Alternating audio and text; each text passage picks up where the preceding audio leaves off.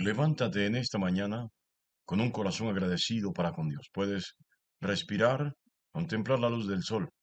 Aún más, eh, si puedes quejarte de algo que te adolece, algo que te afecta, es porque estás vivo. Dale gracias a Dios por esta nueva oportunidad de vida y encamínate conforme al plan y al propósito que Él ha diseñado para tu vida.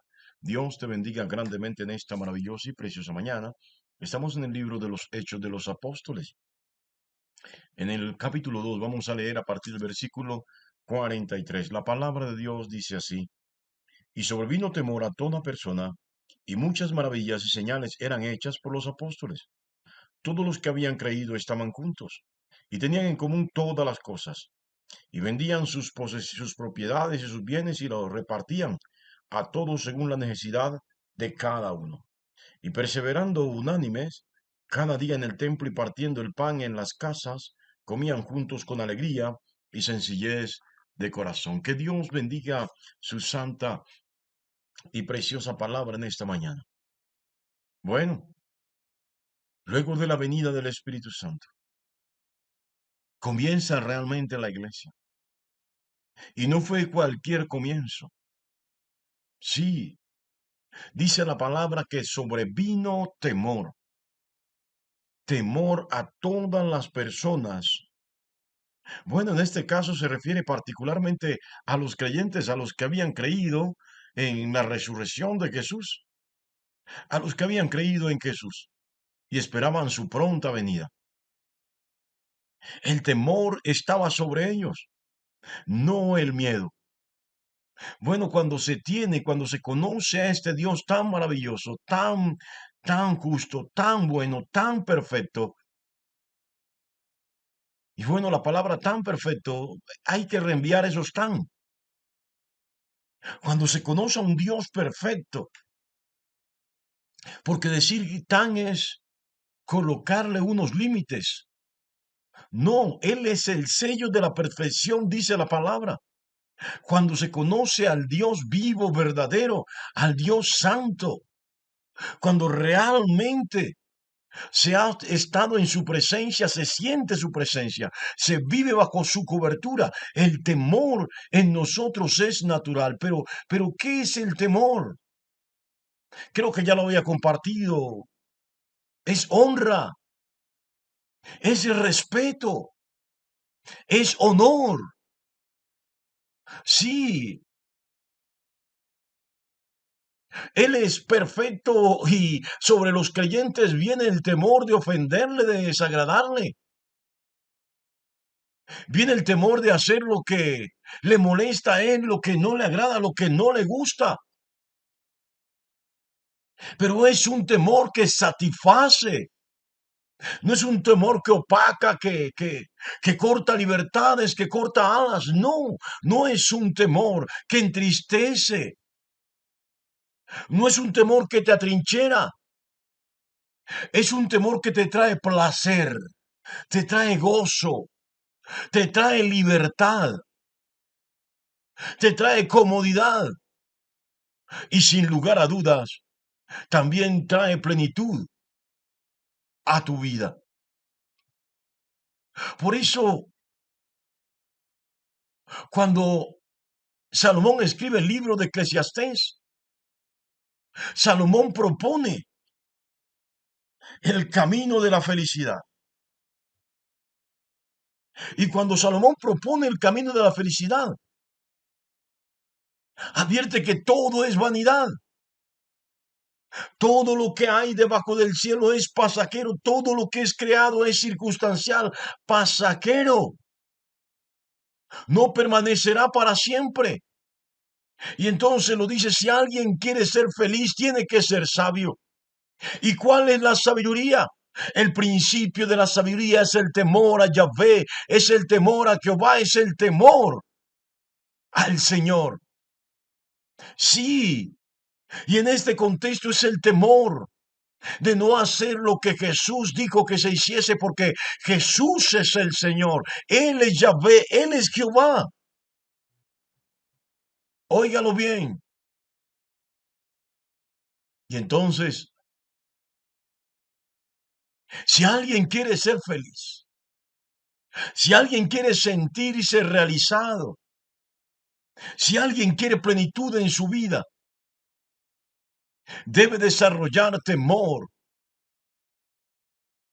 por el Señor, temor a Dios. Y este fue el comienzo de la iglesia primitiva, una iglesia llena de temor. Ojo, no de miedo, porque vendrán situaciones difíciles que tendrán que sortear, vendrán persecuciones, vendrán torturas, pero esto no los intimidará. Mantendrán el temor a Jehová en sus corazones, mantendrán el temor a Yahvé, el temor a Jesús en sus corazones. Yo no sé si está captando la idea, pero aquí hay una palabra que nos habla de una iglesia, de un cuerpo eclesial que le tenía temor, ojo, no miedo a Dios. No querían fallarle a Dios. Habían encontrado el camino, estaban en el camino correcto. No querían apartarse ni a diestra ni a siniestra. No querían sentirse nuevamente lejos de Dios, abandonados de Él. Oh, si Dios nos ha visitado, en esa visita permaneceremos. Queremos que Él se quede con nosotros. Y fue así el comienzo. Y bajo el temor de Dios, los santos apóstoles, la iglesia, empezó a dar testimonio del poder de Dios, operando a través de estos humildes y sencillos hombres. Dice la palabra, y muchas maravillas eran hechas y señales eran hechas por los apóstoles. Sí, la palabra de la resurrección de Jesús iba testificada, acompañada del testimonio de las obras de Jesús, hechas a través de sus discípulos. Pero luego la palabra nos enriquece y nos dice, todos los que habían creído estaban juntos y tenían en común todas las cosas. ¿Qué diferencia hay cuando el Espíritu viene sobre el pueblo de Dios, sobre los siervos y las siervas de Dios? Hay un desprendimiento total. ¿Sabe? Me frustra a veces, me frustra muchísimo a veces ver gente egoísta, gente mezquina, gente que no tiene capacidad para desprenderse y poner lo propio al servicio de la obra, al servicio de los demás. Y no estoy hablando de que tiene que despojarse y vender todo lo que tenga. No, más adelante vamos a tocar esto, pero más allá de cualquier cosa, llegamos a los extremos. Los que son egoístas, los que son mezquinos. Y el otro extremo es los que estamos dispuestos a ayudar. Recuerdo que alguna vez le colaboramos a alguien en un pequeño emprendimiento. Bueno, y ya empezaron, la persona empezó a pensar que era que el pastor estaba enamorado de esta muchacha y que por eso le estaba colaborando. Qué triste esto. Pero ¿sabe cuándo llegamos a pensar eso? Cuando el Espíritu Santo no está en nosotros, cuando no hay discernimiento, cuando nosotros no somos capaces de desprendernos de lo poco o lo mucho que tenemos para ponerlo al servicio de los demás. Alguien me dijo, es imposible que otro ayude sin esperar nada a cambio. Bueno, en el cristianismo no es así. Cuando alguien es guiado por Dios, cuando alguien está al frente de la obra del Señor, lo poco o lo mucho que tiene, lo pone al servicio del Señor, no descuidando sus labores y responsabilidades familiares, pero sí sirviendo al Señor y sirviendo al pueblo de Dios como quien sirve al Señor, apoyando, alimentando al pueblo de Dios como quien alimenta al propio Dios, como si Dios necesitase ser alimentado. Yo no sé si está comprendiendo en esta mañana, pero aquí vemos una iglesia que realmente ha creído.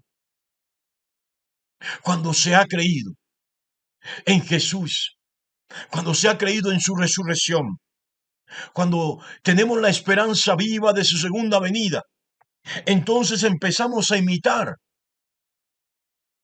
en los rudimentos prácticos de la fe a la primera comunidad cristiana, a los primeros hermanos en la fe, a la pequeña iglesia naciente, que todos los que, donde dice que todos los que habían creído, los que realmente habían creído, los que realmente habían entendido el mensaje de salvación, los que realmente estaban caminando con Jesús, dice la palabra, estaban juntos. Estar juntos es estar de acuerdo, perdón, ¿sí? Por eso Jesús lo dijo, cuando dos o tres estén reunidos en mi nombre, allí estoy yo. Cuando dos o tres se pongan de acuerdo, allí estoy yo. Y aquí está Jesús en la unidad de la iglesia. Están juntos y es la manera más maravillosa de provocar la presencia de Jesús en medio de nosotros. Es cuando estamos juntos, cuando estamos unidos y tenemos en común todas las cosas. Cuando lo poco, lo mucho que tenemos, lo ponemos al servicio de los demás. Yo no sé si está entendiendo en esta mañana. Pero le cuento que la primera comunidad cristiana vendían sus propiedades y sus bienes y lo repartían a todos según las necesidades de cada uno. Sí, qué tremendo esto. Había un desprendimiento total. Sí, no tenían apegos materiales. Bueno, es lo que hace el Espíritu Santo. Es por eso que yo cuestiono a aquellos que dicen ser apóstoles, pero lo que quieren es dinero. No, aquí lo poco que había lo ponían al servicio de la obra. Tenían una meta, era el crecimiento, era la extensión del reino, del mensaje del reino.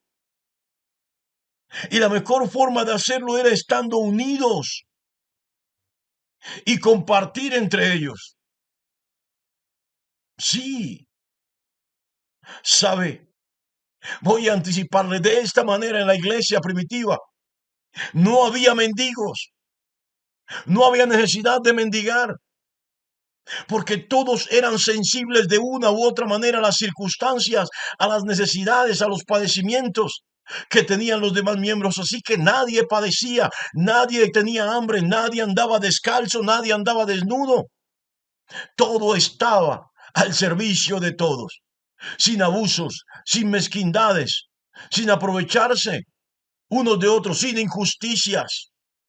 Óigalo bien, sin egoísmo. Todo estaba al servicio. Qué tremendo, porque estaban dispuestos a despojarse. Estaban dispuestos a desprenderse de lo poco, de lo mucho que tenían, como dice la palabra, para repartir a los demás según sus necesidades. Sí, más adelante les explico, porque el texto nos oferta nuevamente esta experiencia de esa primera comunidad cristiana. Pero algo maravilloso que dice el texto es que perseverando, unánimes cada día en el templo y partiendo el pan en las casas, comían juntos con alegría y había sencillez de corazón. Qué tremendo esto. Había humildad, no había prepotencia, no había orgullo. Pedro se sentaba, quiero imaginármelo así, Pedro se sentaba, Juan se sentaba junto con los demás, era uno más. No había un plato especial para Pedro, para Juan, para Santiago, no había un plato especial para ninguno de ellos, todo lo contrario. Si la comida no alcanzaba, me lo imagino yo, era Pedro el sacrificado, era Juan el sacrificado, eran los apóstoles posiblemente los que no comían. Sí, pero estaban perseverando, unidos, unánimes, en una esperanza. La esperanza de la segunda venida de nuestro Señor y Salvador Jesucristo. Hoy muchos tienen su propia iglesia, la tienen en las redes sociales, tienen su propio culto. Sí, lo tienen en Facebook, lo tienen en la televisión. Hoy muchos no quieren congregarse, no quieren perseverar unidos. por esto o por aquello. ¿Y sabe por qué es? Porque no tienen realmente el don del Espíritu en sus vidas. Por eso se apartan, por eso priorizan otras cosas en lugar de la comunión con la iglesia, en lugar de congregarse en la iglesia. Sí, por eso se apartan. Por eso, por, Bernabé en el libro de Hebreos escribió: mantengámonos firmes, sin fluctuar la esperanza de nuestra profesión, de nuestra esperanza, la profesión de nuestra esperanza, porque fiel es el que prometió, y considerémonos unos a otros para estimularnos al amor y a las buenas obras. Esto era lo que estaba sucediendo en la primera comunidad cristiana, se estimulaban permanentemente, no había lugar para el desánimo. Y finalmente, Bernabé dice: no dejando de congregarnos, como algunos tienen por costumbre, sino exhortándonos, invitándonos a congregarnos, cuanto más, tanto más, cuanto veis que aquel día, el día del juicio, el día de la venida del Señor se acerca. La Biblia dice que estaban perseverando y en esa perseverancia alababan a Dios y tenían favor, es decir, hacían obra social con el pueblo. Y de esta manera el Señor añadía día a día a la iglesia los que habían de ser salvos. ¿Quieren crecimiento eclesiástico? Tienen que dejar de ser mezquinos. Tienen que dejar la mezquindad, la dureza de corazón, ¿sí? Dejar los extremos, el egoísmo, y no malinterpretar las buenas acciones que un líder, un pastor, un hermano de la iglesia hace en beneficio de otros. Dios te bendiga grandemente en esta maravillosa y preciosa mañana.